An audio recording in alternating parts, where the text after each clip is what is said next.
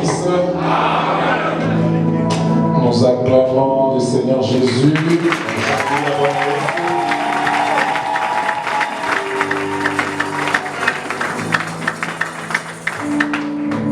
Le pasteur viendra nous le dire. Il y a eu des choses là-bas, des bonnes choses. J'ai vu ça sur Internet.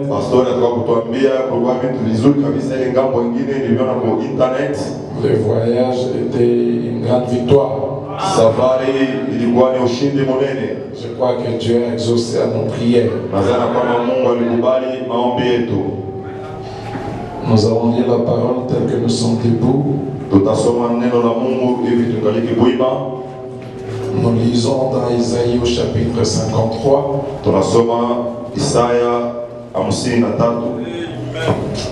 Versets 6 à 7.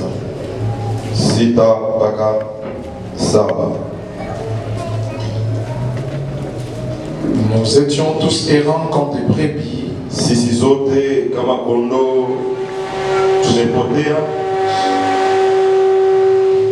Chacun suivait sa propre voie. L'Éternel a fait retomber sur lui l'iniquité de nous tous.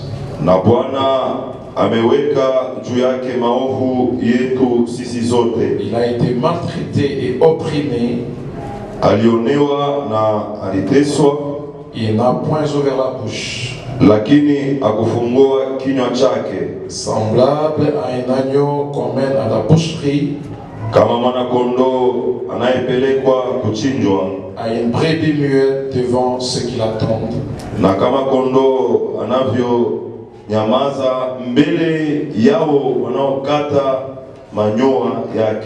n'a point ouvert la bouche. Seigneur Jésus, nous te prions d'ajouter des bénédictions à la lecture de ta parole. Écarte-moi ainsi qu'elle interprète du chemin. Assiste les quelques minutes pendant lesquelles nous allons parler. Au nom du Seigneur Jésus, nous avons ainsi prié. Amen. Que le Dieu de William Marion Branham vous bénisse.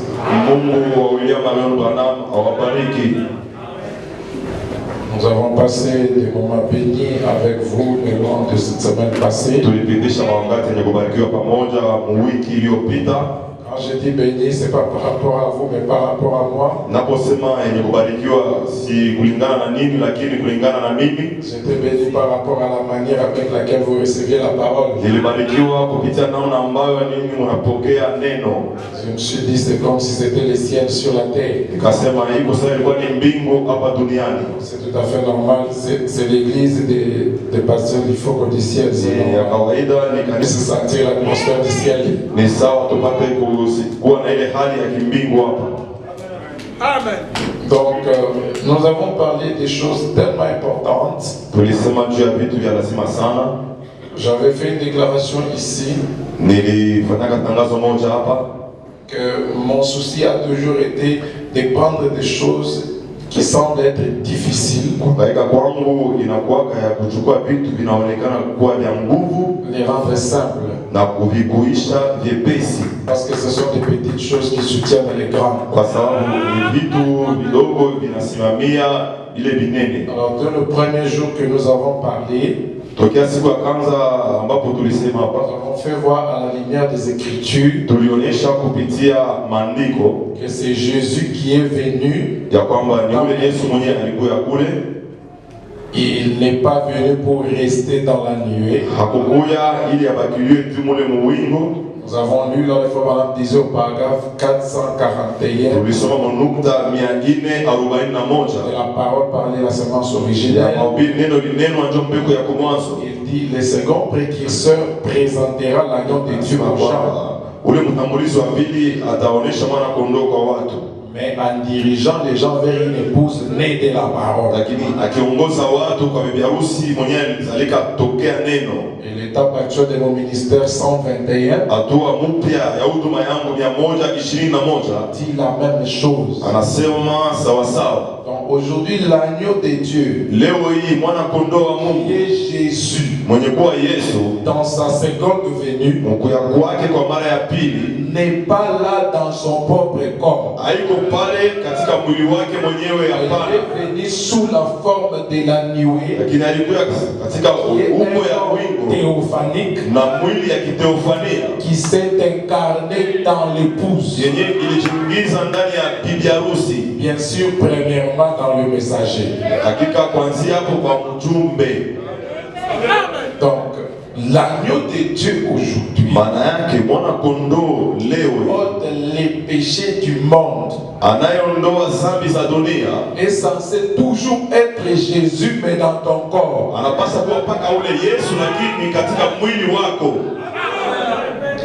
Alors, aujourd'hui, nous allons prier par rapport à toutes ces choses qui nous ont fait pousser des cris.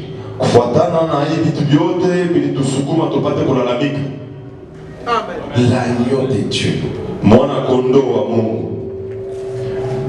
On va un peu parler sur les qualités de l'agneau. Si nous ne sommes pas vraiment des agneaux, le message a marqué son but en nous. Dans la stature d'un homme parfait, le frère Branham dit le péché, c'est manquer le but. Donc, si vous n'avez pas atteint le but pour lequel le message vous est parvenu, pour ne pas parler de vous, je vais parler de nous, nous tous. Si nous n'avons pas atteint le but pour lequel le message nous est parvenu, nous sommes des pécheurs. L'agneau de Dieu.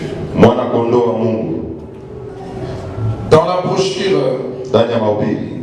l'âge de l'église de Philadelphie,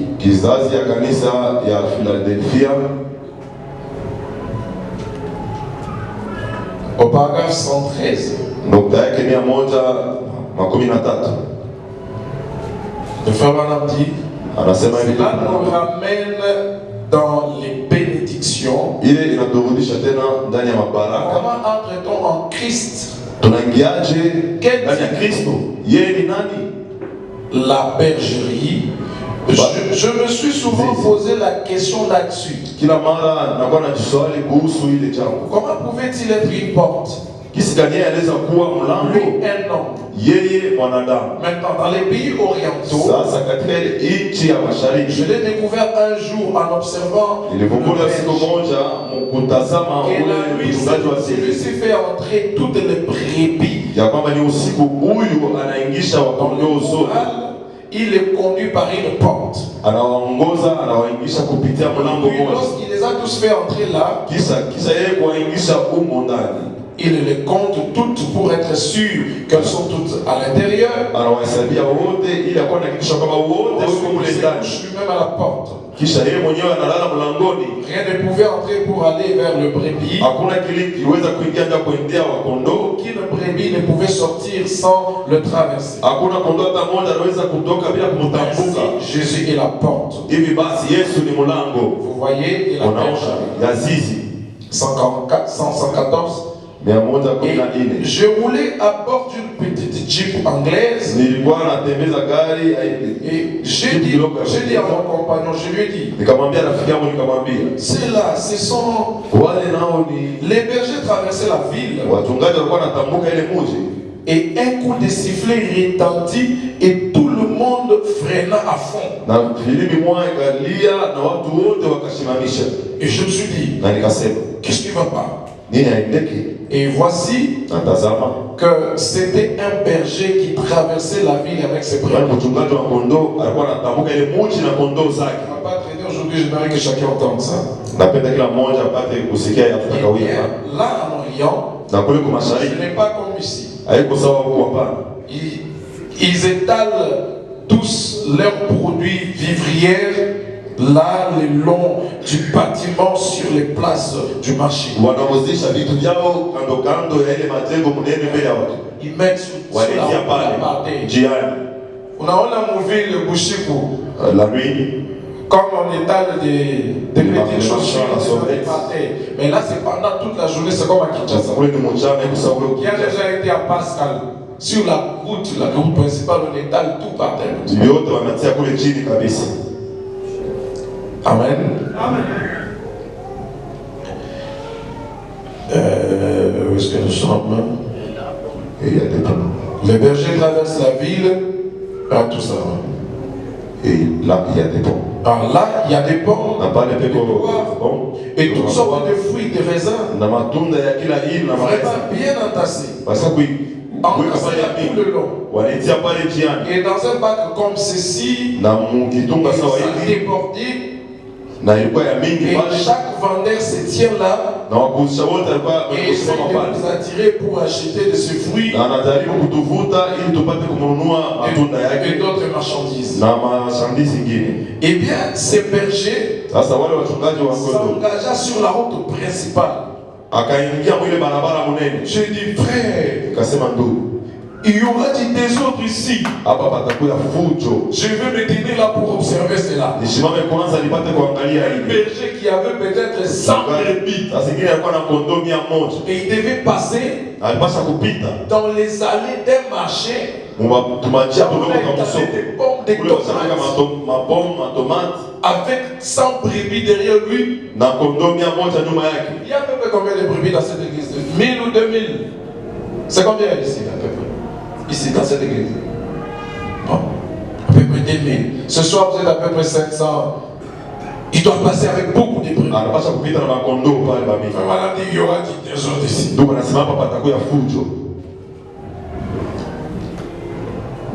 Et le frère qui était avec moi me dit, vous serez surpris, frère Branham. Observez. Et tout s'arrêta. Le berger passa, ne faisait cas de rien. Toutes les brebis le suivaient docilement. Le berger ne faisait même pas un effort. Il ne disait pas, suivez-moi.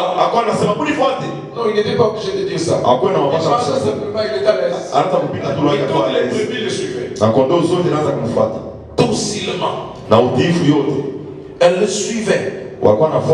Et s'il faisait un petit crochet comme ceci, si le berger passait comme ça, s'il fait comme ça, chaque brebis soulève la patte, fait comme ça.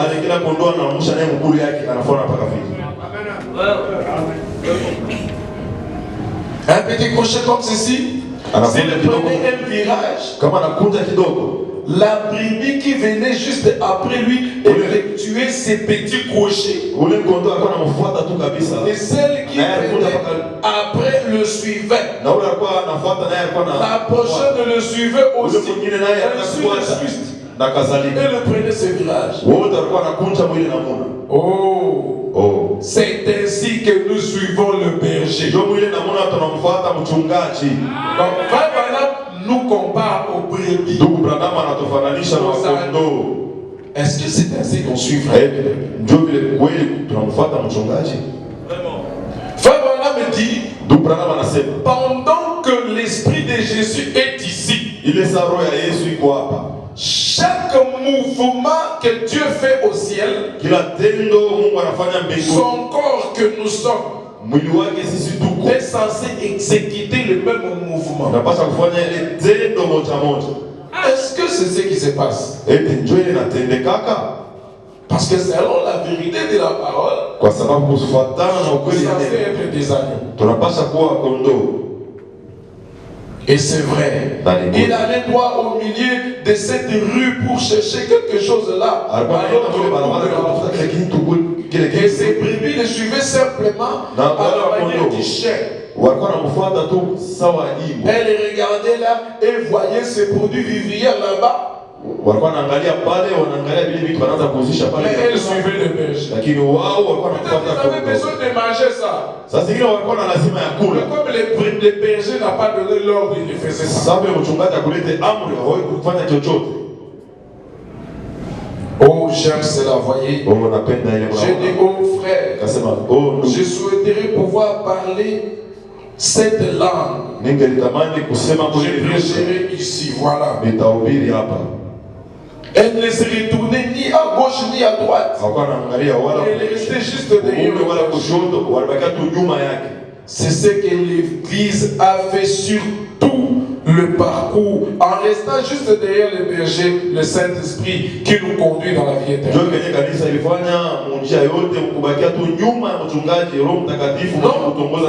Non pas se retourner parce que c'est attend des docteurs internes. Il est juste derrière le berger. Pour que le berger aille,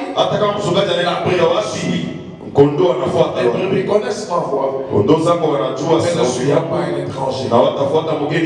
Ce berger connaît le cri. Pour faire agir les brebis. Et Frère Branham continue. Et quand ils sont sortis de la ville, il a trouvé plusieurs sortes d'animaux.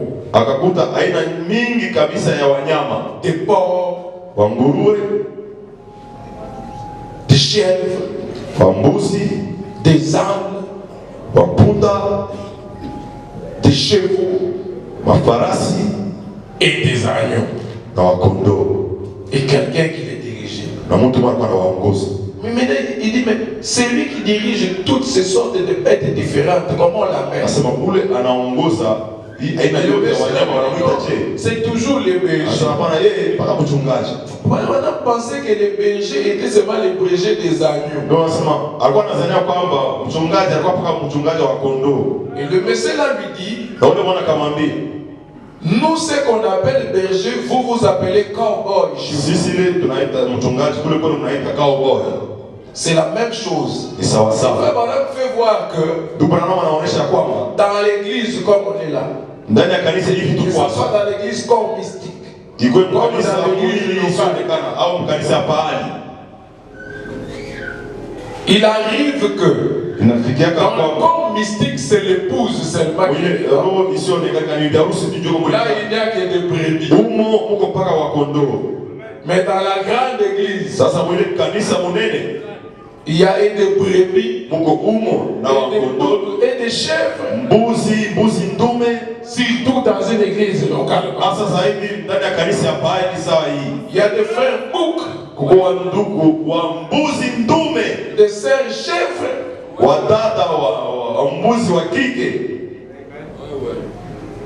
Vous ne pouvez pas blaguer avec lui. En fait, ce soir, il s'agit de la nature qui est en toi. J'estime que le but du message est pour changer notre nature. Amen. Vous rencontrez quelqu'un, excusez-moi les amis, vous faites quelque chose comme ça, voyez comment il réagit. Frère, nous les Kassai, on est comme ça. Ça veut dire quoi ça? Vous les Kassai, oui, ça, c'est normal. Vous les Kassai qui êtes comme ça. Mais les chrétiens qui ont reçu la nuée, que la nuée s'est incarnée en eux, qui sont devenus des agneaux, ne sont pas comme ça. Là, c'est vous les Kassai. C'est vous les Kanyoka qui êtes comme ça. Ou bien c'est de vous les tels là. Depuis que tu as rencontré la nuée, qu'est-ce que cela a changé dans ta vie? Si tu es resté le même, ça ne veut pas dire parce qu'on a cru le même. On a joué avec les gens. Je suis quand même un grand homme. Tu entendais ce qu'il m'a dit? C'est parce qu'on s'est rencontrés ici. On n'a pas le même niveau d'études. C'est toi qui parles comme ça. Et puis même par rapport à la famille dont je proviens. C'est pourquoi le message a donné la grâce à certaines personnes. On s'assoit côte à côte dans ce ce n'est que ce message. Mais c'est à les mêmes messages. Seigneur.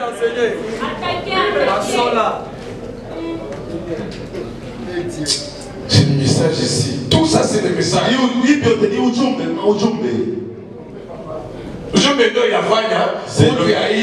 C'est le message qui a fait de toi ce que tu es. Non, c'est le message qui a fait qu'un monsieur comme celui-ci te provoque. Qui t'a dit que le message a fait ça? C'est toi, tu es venu ici comme si tu as adhéré dans l'église. Le message n'est pas venu, le message n'a pas fait ça. C'est toi qui es venu ici sans savoir ce que tu es venu faire ici.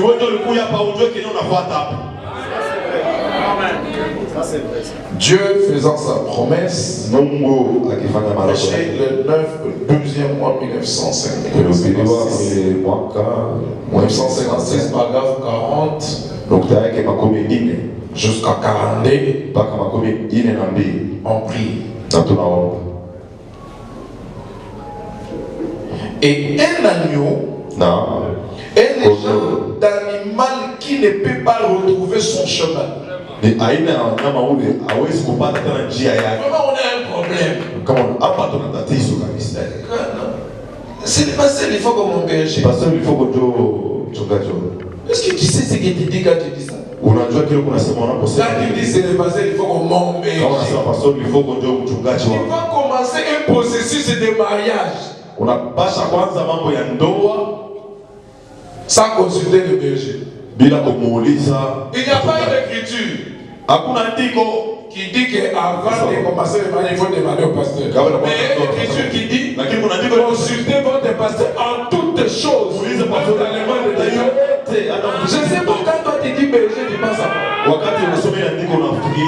Quand toi tu dis berger, je viens consulter les bergers seulement pour l'argent. Quand on a besoin d'argent, ça ne marche pas dans les affaires. Quand on est malade, quand on vient t'apprendre qu'il a fait beaucoup d'argent, je ne veux pas dire.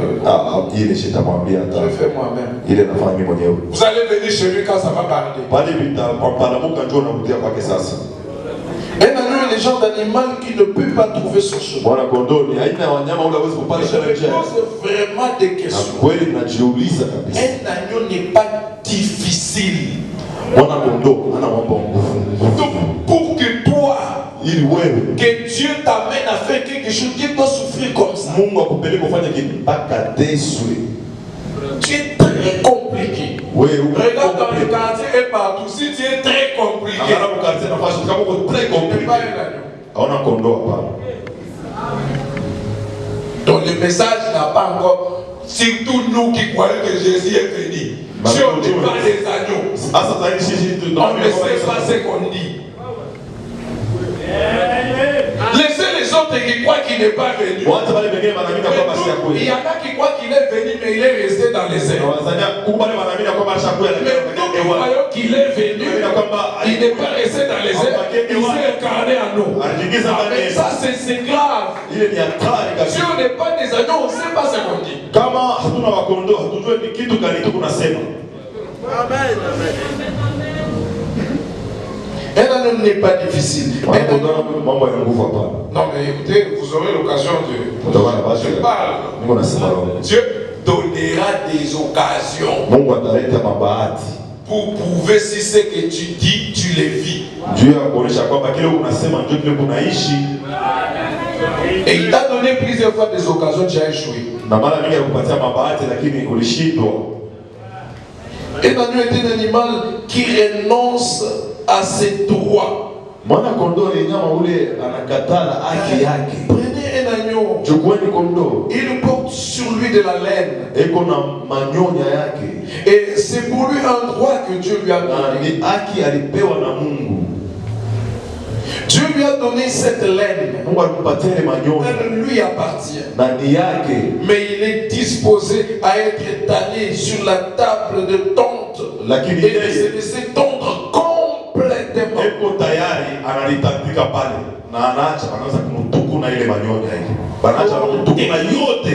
Complètement. Vous avez beaucoup de droits. Tu as un droit en tant qu'épouse. Un droit d'être vêtu par ton mari. D'être nourri. D'être chéri par ton mari. Tu as un droit en tant qu'époux d'être honoré par ton épouse. Elle doit être soumise. Chacun a des droits. Je ne vais pas parler des devoirs, je parle des droits.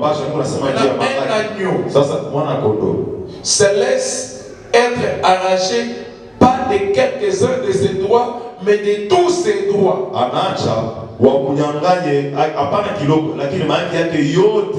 Je constatais quelque chose parmi nous les croyants du message.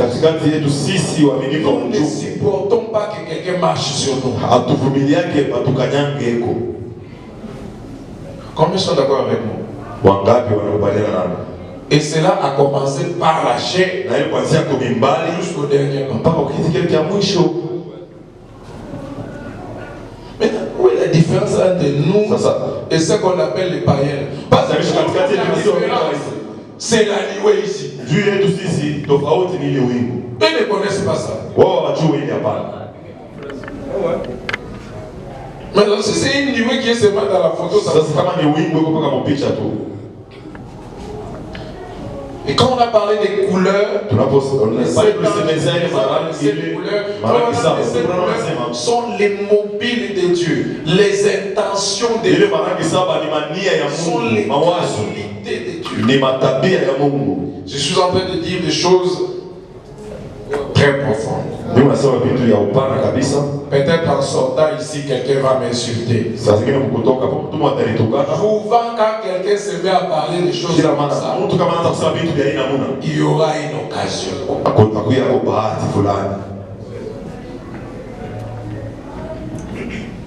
Il se laisse faire tomber complètement. Il ne va pas gigoter et faire des histoires. Non, mais frère, vous voyez pas que j'ai raison. Vous-même, vous savez vu comment il a commencé. Étendez-les simplement là. Et les pattes avec des boucles. Il reste étendu là. Et vous lui étirez tout ce qu'il a. Il abandonnera cela. Mais il vient dire des petites choses comme ça. Si tu minimises ça, c'est pas toi que tu minimises, tu minimises pas toi. Toi qui aimes de grandes choses. Mais ce sont des petites choses là qui gardent toute la voiture. Des petites problèmes là, des vis. Tu ne vois pas que tu n'es rien. Les païens te regardent et disent voilà.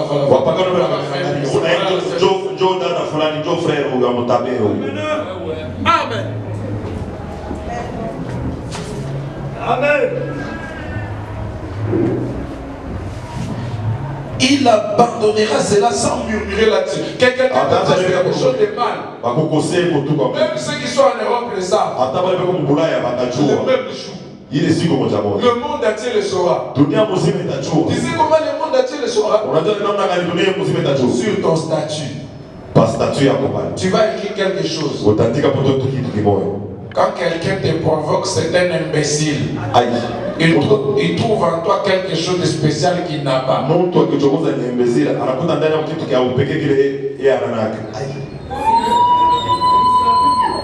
Si quelqu'un ne t'aime pas, il ne faut pas forcer.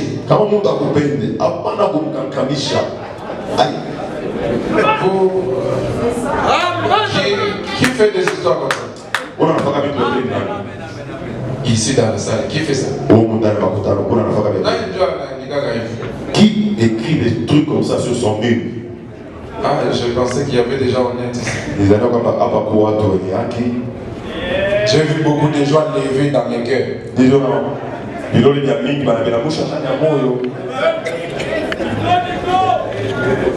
L'homme de valeur, on l'a toujours critiqué. Alors juste après cela, tu organises une fête d'anniversaire. Après, dans la fête d'anniversaire, là, tu écris. Quelqu'un est en train de craquer quand moi je me réjouis.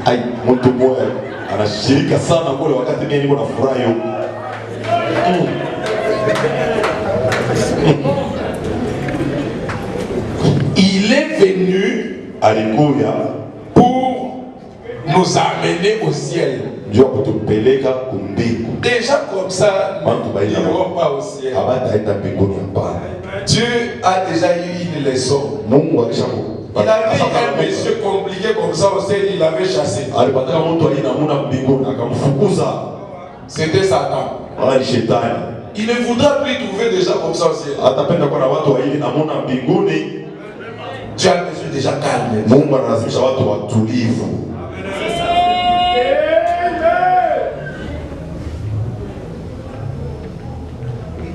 Et aujourd'hui, je me pose des questions. Pour nous qui sommes censés être des agneaux de Dieu. Ça, c'est une vérité indéniable sur toute la ligne dans le message. L'agneau de Dieu qui ont les péchés du monde aujourd'hui, c'est nous. Maintenant,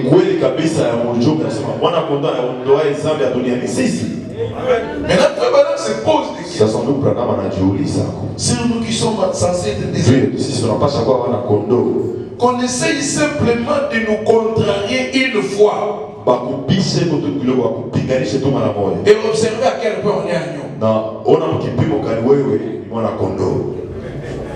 Que les pasteurs, voyez, nous les pasteurs, on est compliqués.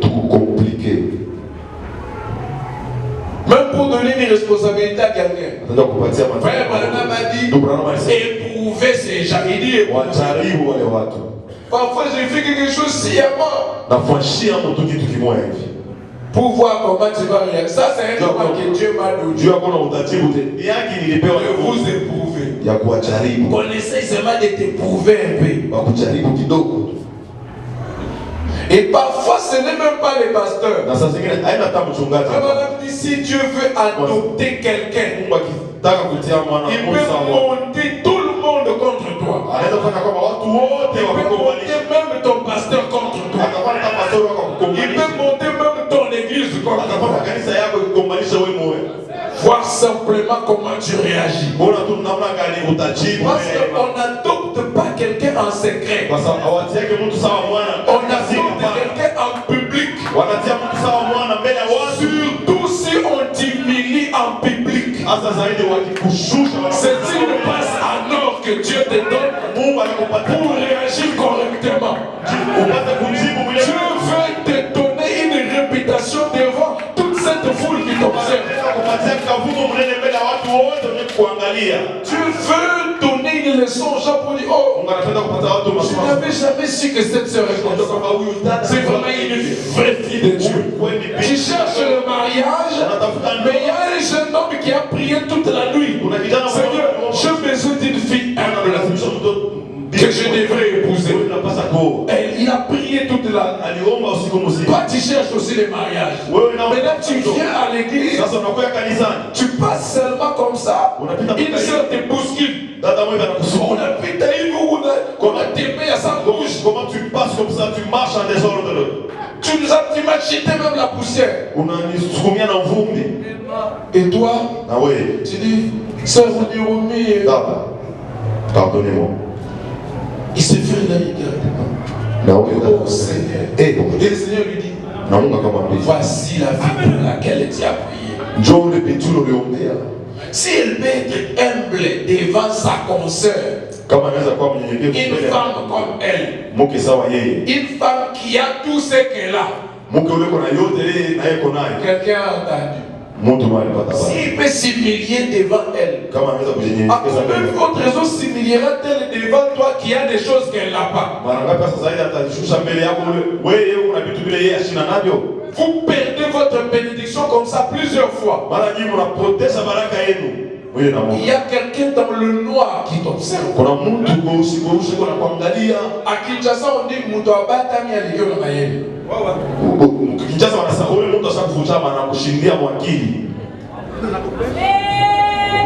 C'est ça.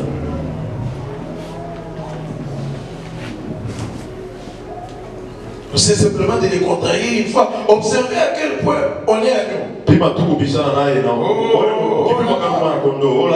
parlez de faire des histoires.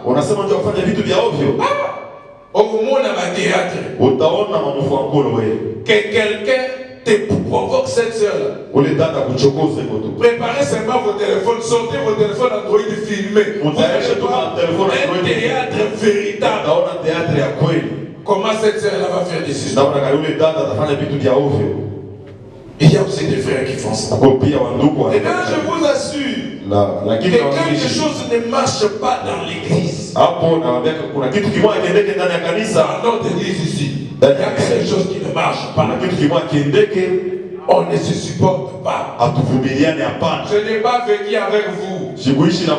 Mais c'est le prophète qui parle. Comme il le dit, je crois que c'est vrai. On dira, eh bien, je vais simplement quitter maintenant même. Je vais aller me joindre aux méthodistes. Il y a beaucoup d'églises d'ailleurs. C'est-à-dire qu'elle avait montrer quoi? Je sais.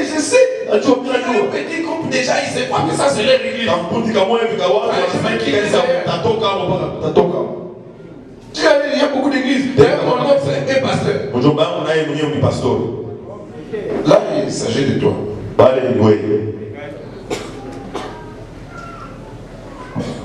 Absolument. Je ne peux pas supporter cela. C'est trop frère. Cela montre de quoi vous êtes fait. Au jour où Jean a baptisé Jésus, Jean a dit, voici la douceur de Dieu. J'avais prêché, voici l'agneau de Dieu, les 12 âmes qui ont prêché.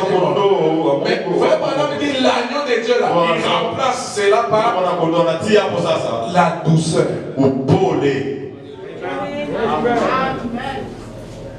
Voici l'agneau de Dieu qui ôte les péchés du monde. Quand Jean a baptisé Jésus, celui-ci est sorti de l'eau, le Saint-Esprit, sous la forme d'une colombe, est descendu sur lui et a demeuré en lui. Amen. Il a demeuré en lui. 42 pour terminer. Et vous vous posez des questions sur ce que vous êtes arrivé. Voilà ce qui est arrivé. Il vous faut changer de nature. Amen. Si tu essayes de forcer 1 ou 2 semaines, tu vas retourner. Cette histoire-là n'est pas en toi. L'enlèvement, c'est pour les agneaux.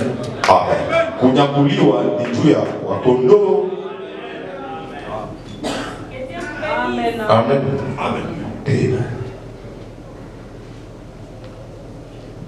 Il faut changer de nature. Vous êtes devenu un loup ou un bouc plutôt qu'un agneau.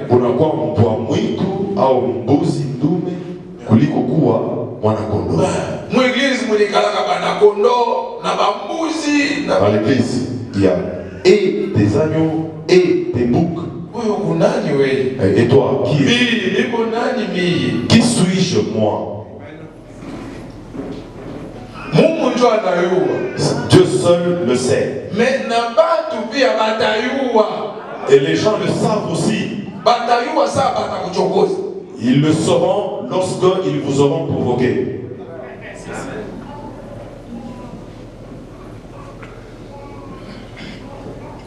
Voilà les problèmes qu'a l'église pentecôtiste aujourd'hui. Les gens grognent, s'enflent d'orgueil. Ils sont assez colériques pour affronter une scie circulaire. Il y a des médisances, des luttes. Et qui sais-je encore au sein de l'église chrétienne. Et on se demande où est allé le Saint-Esprit. De lutte. Qui parle dans la place ici. Cette église ici, il faut pourquoi pour il faut être prudent, il faut être souple.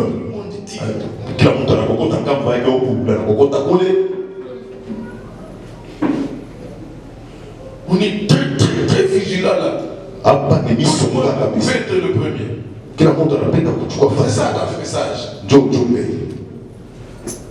On doit m'aimer plus que l'autre.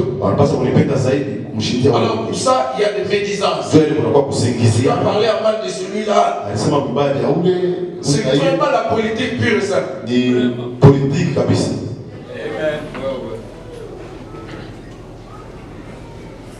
Comment tu connais ça? Je suis pasteur, j'ai une église. Toi, ne fais pas ça.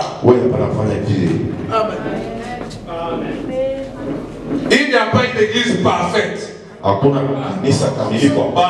sont des choses qui sont vraiment ici. Comme ça, je vais quitter, aller là-bas.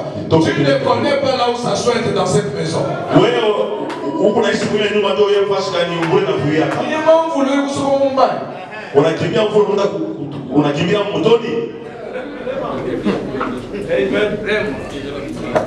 S'il faut faire quelque chose, sortez de toutes ces églises, entrez dans le corps mystique de Jésus. Tous les membres de nos églises ici n'iront pas au ciel. C'est seulement les membres du corps mystique de la Niwe qui iront au ciel. Si vous êtes seulement membre de cette église, c'est à choper aujourd'hui, à choper demain, à choper demain, à choper demain. L'homme, c'est un homme.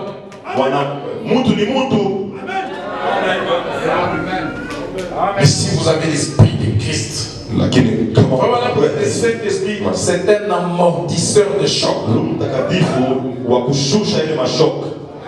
Il y a un choc, mais vous sentez que c'est comme si j'aime ça. C'est tellement beau quand quelqu'un te fait du mal et d'une manière automatique, tu lui fais du bien. Tu sens un bonheur qui n'a jamais existé. Essayez ça une fois. C'est simplement doux. C'est beau. La rancune rend malade. Chaque fois que vous verrez cette personne, vous sentez comme quelque chose vous pique dans les cœurs. Vous allez souffrir toute votre vie. Mais c'est le Saint-Esprit, la douce colombe entre votre cœur. Un homme comme ça, hier, il est le même. Aujourd'hui, il est le même. Le lendemain, il est le même. Qu'on l'acclame, il est le même. Qu'on l'injurie, il est le même. Qu'on l'aime, il est le même. Qu'on l'haïsse, il est le même. Alléluia. Il y a quelque chose attaché à votre église. Amen. Parce que c'est attaché à votre pasteur. Les esprits suivent. Depuis que nous on existe dans le message, s'il y a quelqu'un qu'on vilipende souvent sur internet, c'est votre pasteur. Il chante ceci, on parle. Il chante ceci, finalement on revient. Il chante ceci, on revient. Finalement, il dit ceci. Donc toutes les armes sont sur lui. Alors s'il est votre pasteur, vous allez en souffrir. Alors vous devez comprendre que Dieu vous donne des occasions de présenter la nature de Christ qui est en vous. Je prie que ce soir, alléluia, que le Seigneur puisse enlever la nature du monde.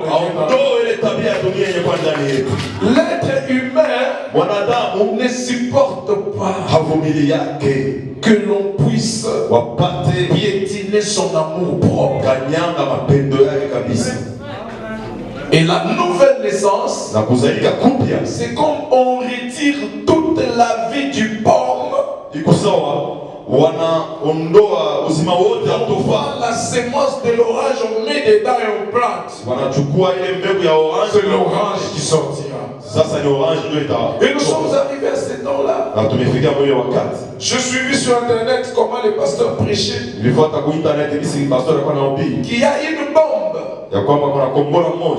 que la Russie a préparée pour lancer contre les États-Unis. Ça s'appelle Sputnik.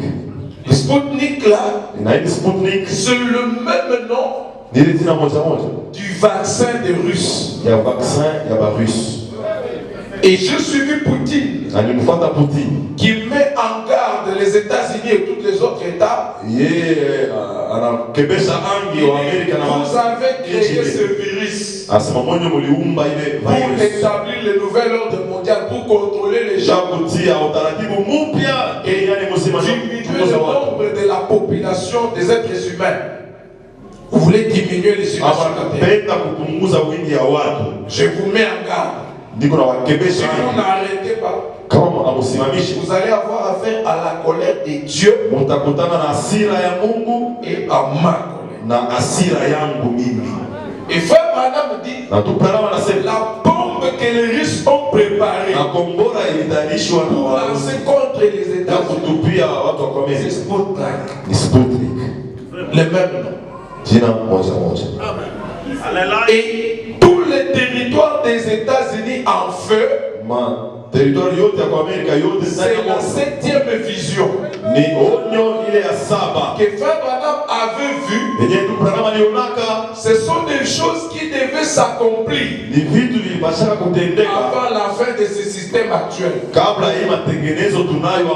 Et si ces choses sont déjà accomplies, la 6e, c'était de voir une femme présidente ou vice-présidente. Elle est déjà vice-présidente. Et elle risque de devenir présidente. Parce que le président est très malade aux États-Unis. Il a une constitution. Au cas où le président mourait ou quelque chose, la vice-présidente et l'épouse, avant la fin du système actuel, l'épouse est censée aller dans l'enlèvement. C'est cette épouse ici qui est l'agneau de Dieu. Est-ce que toi, tu fais partie de cette épouse? Amen. Oublie le Saint-Esprit que tu dis que tu as là. Un Saint-Esprit qui n'est pas agneau là. Oublie ça. Oh, mais moi je ne connais pas de femmes, moi je connais pas de hommes, je suis vierge. Ce n'est pas le Saint-Esprit qui t'a aidé à être vierge. C'est votre coutume, vous les Kassaïens, vous êtes comme ça. Ils disent, mais lui il est contre les Kassaï. Moi-même je suis Kassaï. Mon nom c'est Kabwe. Oubliez vos histoires là. Est-ce que c'est l'Esprit de Dieu qui t'a empêché de faire ça, ou bien c'est pas comme ça? J'ai une longue jupe parce que c'est une coutume de notre église. Est-ce qu'il y a une c'est pas une révélation? Ce qui compte, c'est cette nature-là d'être docile.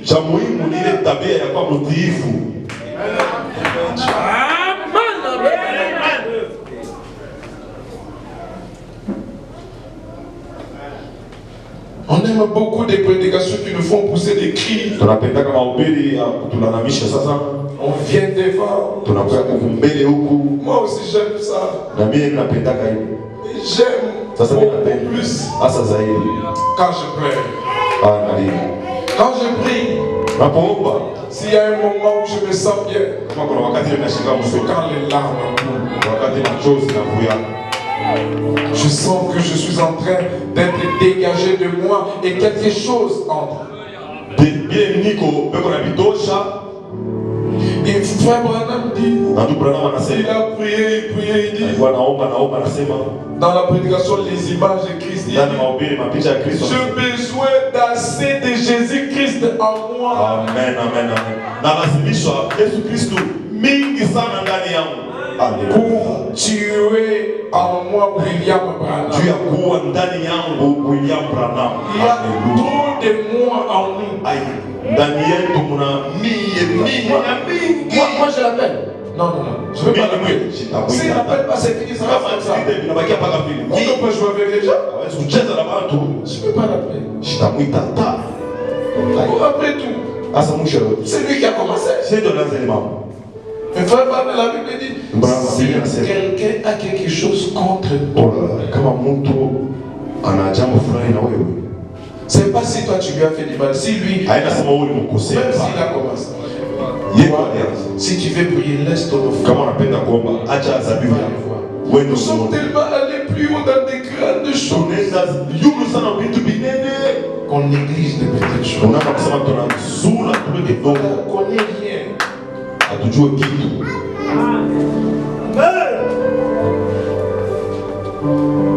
Nafuka minekulus narakolo yakolo elena kayati bikosana.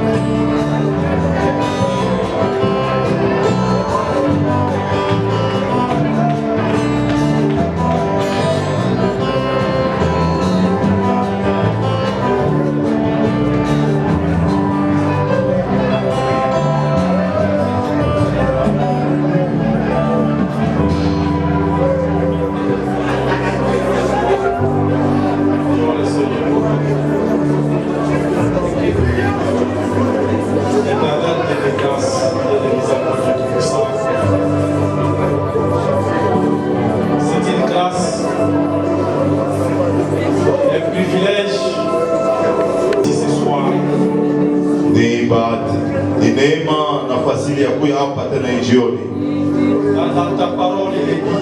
Kwa sababu katika neno lako imesemwa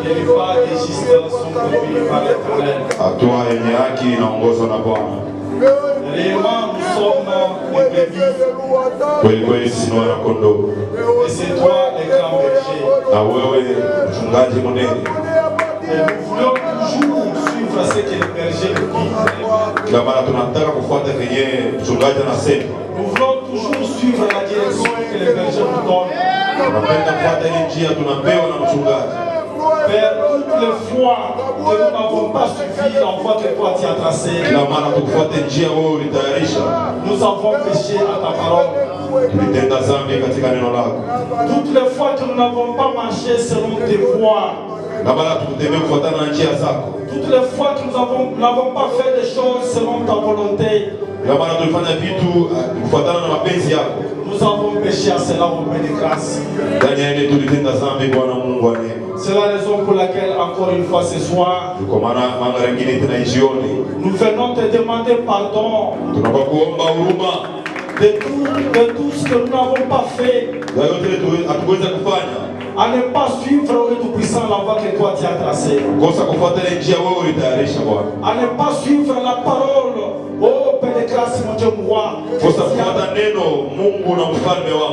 à ne pas suivre, Père de grâce, tes ordonnances.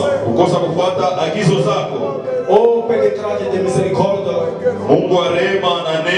c'est toi le grand berger, et nous sommes au Père de grâce des brebis. Dans ta parole il est dit, Père, lorsqu'une brebis se perdait, le berger pouvait le suivre. Il sait sa patte afin qu'il puisse le suivre. Et il pouvait le mettre sur ses épaules afin qu'il ne puisse pas être loin de lui. C'est ce que tu as fait ce soir. Tu as brisé au Père de grâce, mon Dieu, pour nous battre. Nous qui étions égarés, nous qui étions loin de toi, nous qui ne te suivions pas, nous avions compris au Père de grâce, mon Dieu, pour moi, que nos pattes sont brisées parce que nous étions loin de toi. Père, ce soir, nous rentrons encore dans ta bergerie, nous rentrons encore dans ta conduite, que tu nous conduises au Père de grâce, car j'ai de miséricorde. C'est toi qui connais les chemins. Nous sommes des aveugles.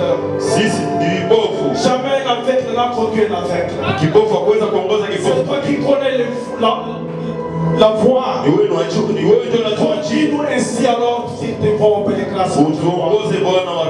Alors que nous avons accepté de suivre ce soir, conduis-nous au nom du Tout-Puissant. Oh, Père de miséricorde, venons nous simuler à toi. Alors que nous sommes venus encore ce soir avec nos infirmités, avec nos maladies, avec nos problèmes divers, savons que nous sommes venus au devant de ton trône. Toi qui as dit dans ta parole que ceux qui s'approchent de toi, qu'ils commencent d'abord par reconnaître que toi tu existes, et que toi tu es l'éternel de tous ceux qui te recherchent. Père, toi qui fais confiance, que ceux qui te font confiance, nous t'avons fait confiance ce soir, envers dans ta présence, mon Dieu, ne te retourne pas au Père de grâce. Nous serons venus au Père de grâce. Guéris les malades, console les affligés. Oh Père de grâce, solution à tous nos problèmes, mon Dieu. Car ce n'était pas en fait que nous étions venus à ça. Bénis la vase que tu as utilisée pour utilise-les encore puissamment au Père de grâce. Si encore un lendemain, tu viendras côté cette chair, mon Dieu m'a fait des paroles. Parce que tu utilises puissamment au Père de grâce. Reste avec nous. Bénis les dîmes et les offrandes. Alors que nous remettons aussi notre retour à la maison en tes saintes mains. Car nous avons dit tout ceci au nom de Christ. Amen. Amen. Pendant que vous êtes là, nous allons prier pour notre pasteur. Levez-vous. Il a fait un grand travail. Il doit être fatigué. Quand vous allez dans un voyage missionnaire, la première personne qui vous reçoit, c'est le diable. Toutes les flèches étaient sur lui. Prions pour lui et pour sa famille qui est restée. Nous demandons à Dieu de bénir aussi la convention qui va commencer. Les jours qui viennent ici. Prions chacun.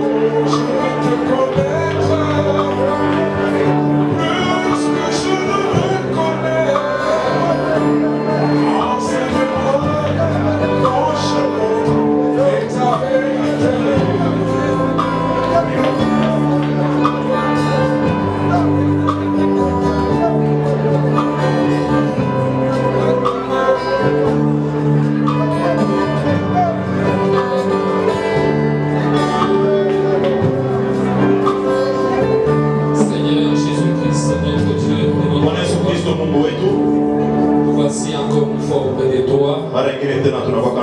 Nous abandonnons ton serviteur qui est notre pasteur. Il est revenu au milieu de nous fatigués. Il a besoin de toi, Seigneur Jésus. Soutiens-le, Seigneur Jésus-Christ. Pointe-le davantage, Père. Bénis sa femme et ses enfants. Nous les demandons à toi. Dans les saints nom de notre Seigneur. Et sauver Jésus-Christ. Amen.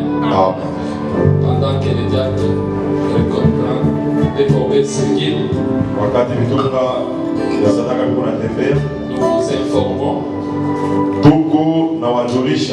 Le pasteur a dit qu'il y aura des réunions des jeunes. Ils vont commencer ce vendredi.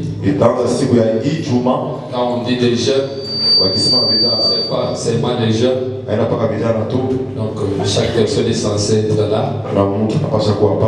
Donc le vendredi, samedi matin et samedi soir. Et puis le dimanche nous serons toujours ici. Que Dieu vous bénisse.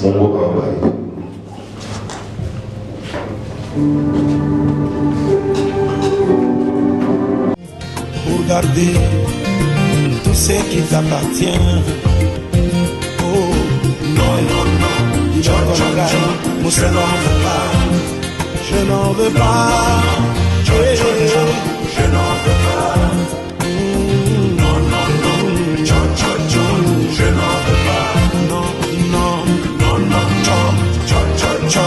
je n'en veux pas. Non, non, non, non, non.